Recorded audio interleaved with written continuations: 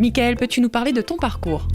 Alors, pour parler de mon parcours musical, on va repartir en 2011 où j'avais commencé à poser ma voix sur une compilation avec le groupe des Voix Anonymes où on avait sorti un album pour rendre un bel hommage pour la fête des mères.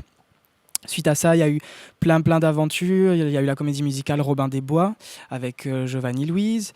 Et puis Classe Métis avec qui j'ai eu la chance de faire pas mal de scènes et de reprises de ce qu'on appelle maintenant aujourd'hui les covers. C'est ce que les jeunes font de plus en plus. Et donc, par la suite, j'ai vécu l'aventure Runstar. Qui a été une véritable école pour moi parce que c'était vraiment la première expérience devant les caméras, devant un jury de professionnels qui me juge. Et donc, grâce à l'expérience Runstar et aussi grâce à Classe Métis où j'enregistrais mes vidéos, j'ai eu l'opportunité d'être repéré par ceux qui cherchent un peu les nouveaux talents, les directeurs de casting de The Voice, donc la production qui m'a contacté pour participer à l'émission. Et de là est née cette formidable aventure où j'ai eu la chance de rejoindre l'équipe de Florent Pagny avec Sandy Coops aussi, l'autre réunionnaise qui a vécu cette belle aventure avec moi. Et donc le retour à La Réunion a été très, très chaleureux, très mouvementé, plein de scènes, de concerts, de projets. Donc l'album qui est en préparation. Ça fait beaucoup pour ton jeune âge, non ?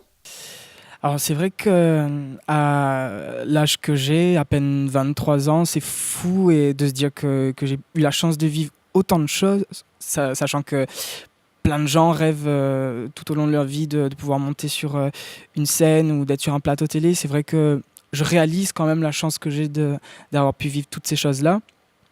Maintenant, c'est pas évident parce que il faut grandir, il faut les armes nécessaires et les épaules pour ce métier qui est pas évident, mais j'apprends tous les jours, j'apprends sans cesse et voilà.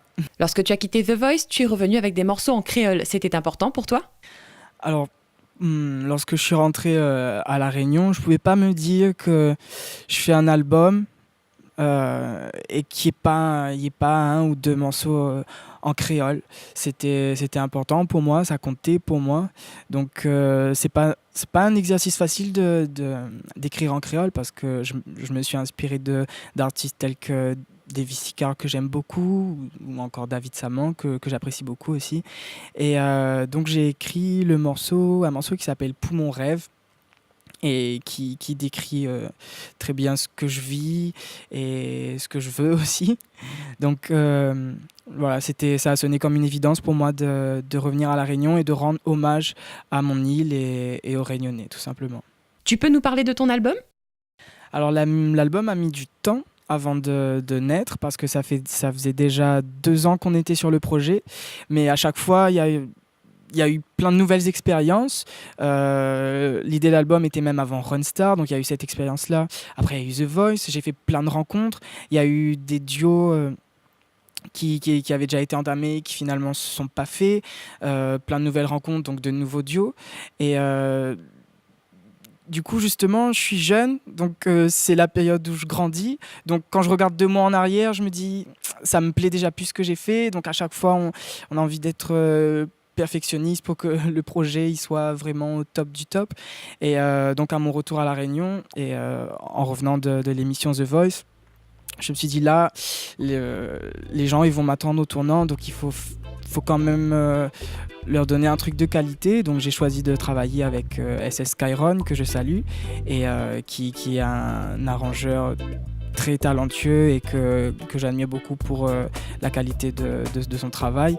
Donc voilà, c'est que du bonheur, c'est plein d'heures en studio et voilà. Merci à toi Michael d'avoir accepté notre invitation. On te souhaite une belle carrière musicale.